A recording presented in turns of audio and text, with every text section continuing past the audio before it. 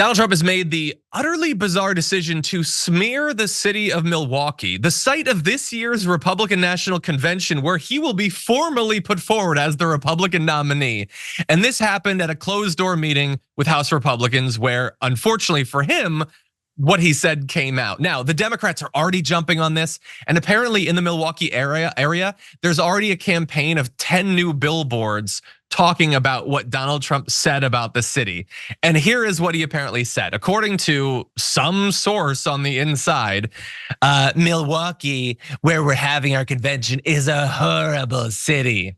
Which is definitely how you should talk about any American city, let alone the one that you guys have decided to have your convention at.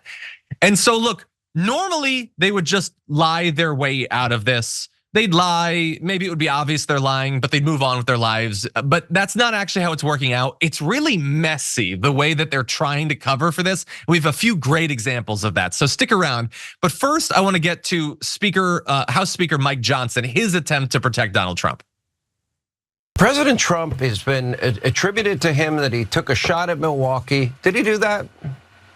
No, I didn't hear it, and I was sitting right next to him. Democrats are also hitting you on this comment that you made about Milwaukee, the host city for the RNC, for the convention, and they seem to believe that you said that it was a horrible city. Can you just nip us in the bud and clarify what you meant? Well, I think it was very clear what I meant. I said we're very concerned with crime. Oh my God, I love that so much. Not only that the Fox reporter there is not like, can you tell us whether you said it or not? It's, can you nip this in the bud? I can't believe that you would insult a city. It's only what you do constantly, as we'll show. But there, he does the thing that he always does with Mike Johnson. He sends his little boy out and then he undercuts him. He makes him look like a fool. So now Johnson is on the record saying he didn't say it. And Trump is saying, no, I said something. But what exactly did he say? So he goes on to say, it was very clear what I meant. I said, we're very concerned with crime. I love Milwaukee. I have great friends in Milwaukee. But it's, as you know, the crime numbers are terrible. We have to be very careful. But I was referring to also the election, the ballots, the way it went down. It was very bad in Milwaukee, very, very bad. And the people understand that and they agree with me. Everybody agrees. No, that was a fake story that came out. Doesn't sound like it. Yeah, Milwaukee has a problem with crime, as do most Democrat-run cities. So he definitely said it, but what he meant was obvious. It was about the crime or the election or the ballots or the Democrats, and then he smears it as a Democrat-run city, which is like the worst thing they ever say about these cities. And so he now makes Johnson look ridiculous. He definitely said the thing. Let's go now to Jesse Waters' attempt to navigate this situation for him. He doesn't like Milwaukee. It's a horrible city, he says. The campaign has pushed back on that. Everybody comes out and says he didn't say it. Of course he said it. I mean, that is according to almost everybody in the room. But everybody in the room says he didn't say it. As soon as the news broke, people inside of the room debunked it. A congressman says, I was in the meeting. President Trump never disparaged Milwaukee. Another one, I was in the room. President Trump did not say this. Another, Trump was specifically referring to the crime rate in Milwaukee. Okay, so first of all, I love the growth just in the tweets that Jesse Waters cites. It didn't happen. Oh, okay, well, no, it definitely happened, but it was about this thing.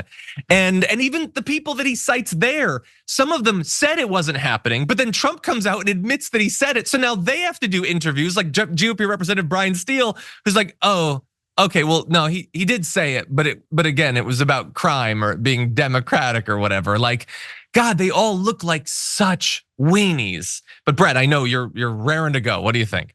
Like, this is. I'm going to compare it to a comedian, right? For them, for Republican viewers, it's like when you see a comedian, it's very hard for people to believe that a comedian is really funny. But then once people do, they can do anything, and everyone's like, that was so hilarious. He just makes a face and I pee myself. That is the Republican voter. So everybody believes Trump and believes Fox News so much that even if they're not putting forth a good argument, these folks just think it's a good argument. He couldn't string together 3 consistent pieces of evidence out of 3. He just needed one more. And even if he did that, Donald Trump is out there saying, oh, I said it. I did say Milwaukee sucks. If Milwaukee sucks so much, why are you guys having your convention there? Yep. Also, stop and think to yourself, if there's any Republican-controlled place that's good, why don't you have it there? Oh, because there's no infrastructure, it's not big enough, and more importantly, Donald Trump wouldn't be caught dead there? Yep, 100%. There's just not a big enough place that Donald Trump, and then think about it. Do you think Donald Trump would like Milwaukee even if it was, quote, safe? No. He doesn't like Chicago. He doesn't like any of those cities. Does he like a town that's 90 minutes outside of Chicago and in Wisconsin? No, that's the kind of stuff elitist snob Donald Trump turns his nose up at. He should like it. Their number one food is fried cheese curds. He should go, but he doesn't. Yeah. He doesn't like it. The Republicans should like it. Theoretically, they should like it because their big thing is beer. But just ask Kid Rock whether he likes beer anymore, and he pulls out an Uzi and starts shooting at it.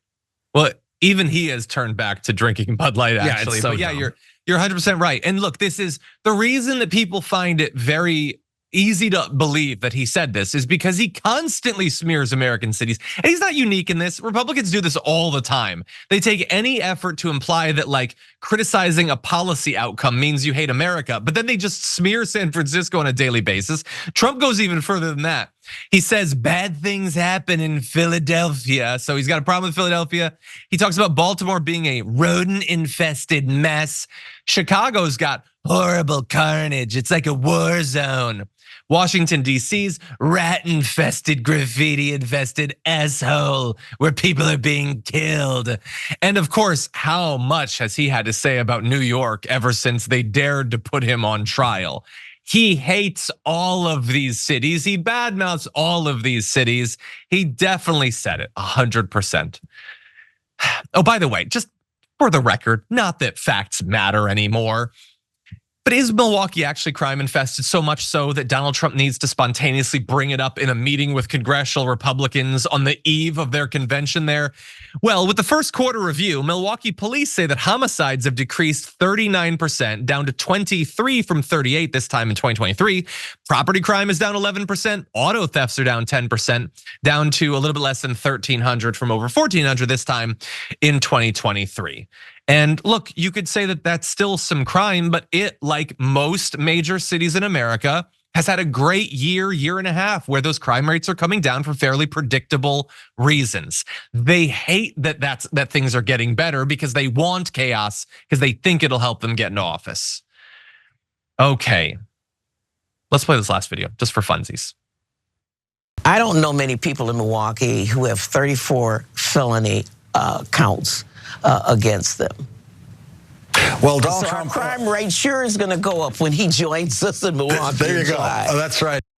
Oh, everybody gets to have a little bit of fun now that Donald Trump is a felon. But anyway, any final point, Bert, before we move on? That's like typical MSNBC joke making. I know. Huh? And Lawrence O'Donnell's like, humor. I'm familiar with this. I have seen it before. I joked once.